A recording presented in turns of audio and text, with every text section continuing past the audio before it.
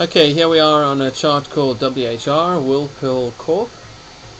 It is just after the start of the day on the 1st of February.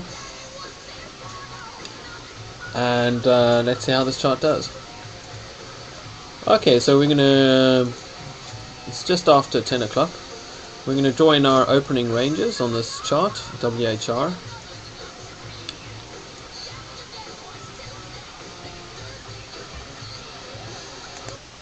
And we're going to see if we can get a breakout out of the high of the range, this area, or the low of the range around this area, and through the 10 period moving average. Okay, so WHR is breaking through the high of the range. Quite a few nice trades going through. The volume is looking quite good, so I'm actually going to take a long on here, and I'm long at 61.39.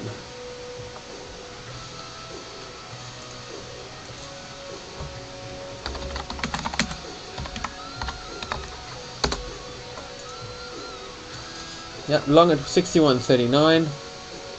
My stop loss is going to be just around here at 59.50, so around 200 pip stop loss.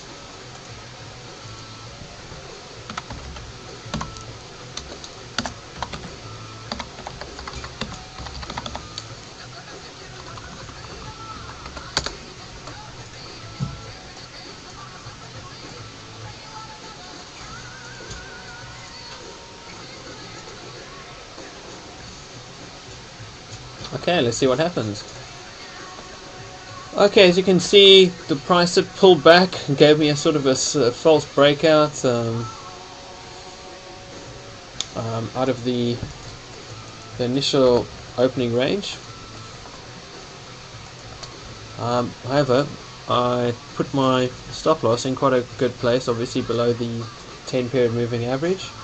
The price has actually broken through the opening range again, and with quite a lot of volume, it's almost gone up and paused at around 63 or 60, almost 63, 50, 64. So what we're going to do now, we'd move our stop loss to just above entry points and just below the 10 period moving average. And let's see how the 10 period moving average holds that area.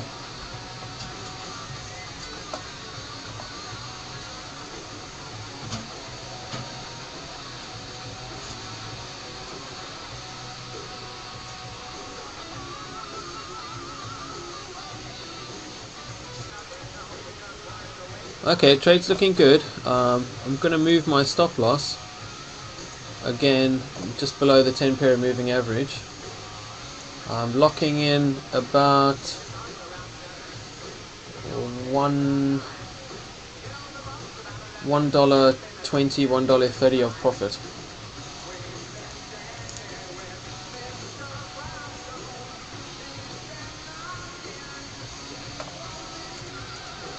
Okay, so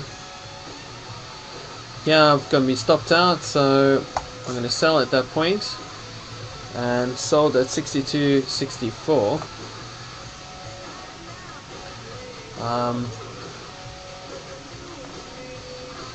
With entry at 61.54, so $1 profit on that trade.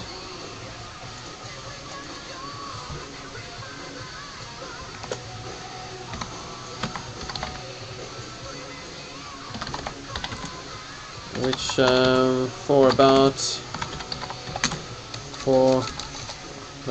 1,000 shares would be a $1,000 profit. Not bad.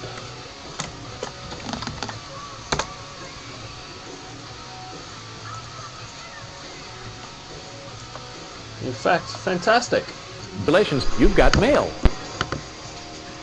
Okay, so we're sitting on the 1st of February, 10:06, and the chart is KTCC. That's KTCC.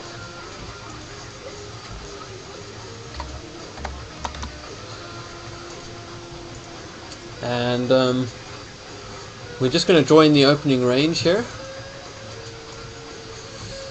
So that's the height of the range and the low of the range as well. And what we're looking for is a break of the range, most probably down to the downside over here, around this area. Let's see what happens. Okay, so the price has bounced off the low of the day. The low of the day does act as a support level. So let's see what happens. Okay, now 11 o'clock New York time. You can see the price has held nicely on the 10 moving average. Bounced again off the support level, so this is quite a strong support level over here. And holding nicely within the 10 period moving average. Let's see if we can get above this resistance level at around 810.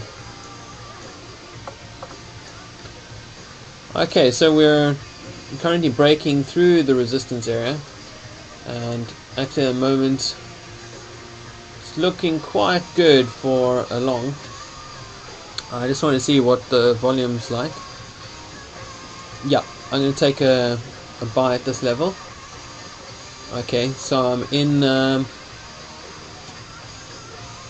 long at around 811.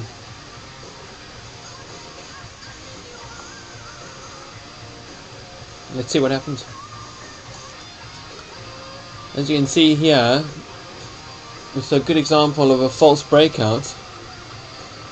The share broke out and then straight away sold back into the range.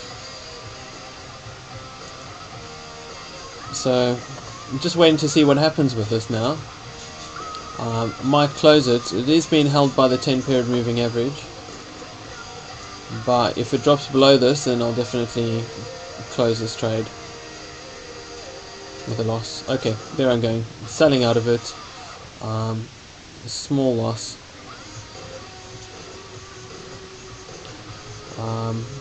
About 13 cents, so not too bad.